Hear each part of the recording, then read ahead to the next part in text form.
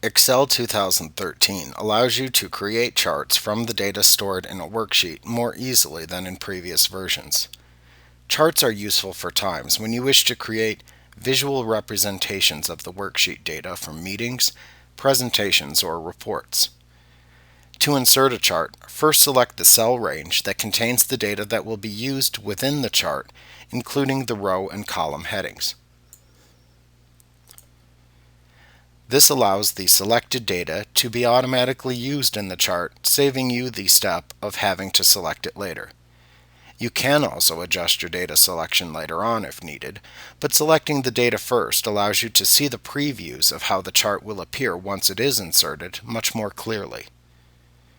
Next, click the Insert tab in the ribbon. In the Charts button group, you can see the various types of charts that you can insert. Starting in Excel 2013, you can insert a chart by clicking the Recommended Charts button to open the Insert Chart dialog box and display the Recommended Charts tab. On this tab, you will see the types of charts that Excel thinks would best illustrate your selected data. You can click on the choices shown at the left side of the tab to see a preview of the selected chart appear to the right. If you wish to insert one of the choices that are shown, click on it to select it, and then click the OK button at the bottom of the Insert Chart dialog box.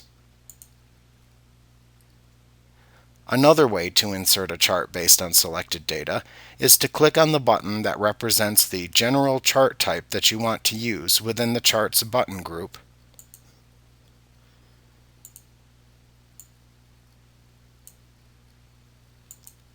and then choose a specific subtype to insert from the button's drop-down menu.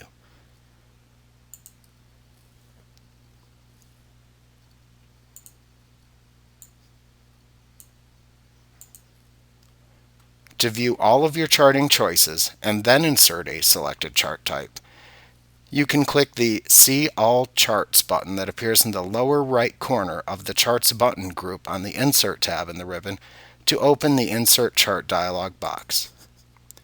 To display all available chart choices, click the All Charts tab. On this tab, you can select a major chart type from the listing shown at the left side of the dialog box. You can then select the specific subtype to insert by clicking on the desired subtype in the list at the right side of the dialog box. To then insert a chart of the selected subtype, click the OK button at the bottom of the dialog box.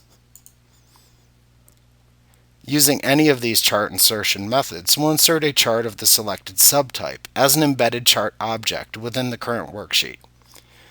The next thing that you should immediately notice is that when you have a chart object selected, you will see a new Contextual tab appear in the ribbon. This is the Chart Tools Contextual tab, and it consists of two sub-tabs, Design and Format.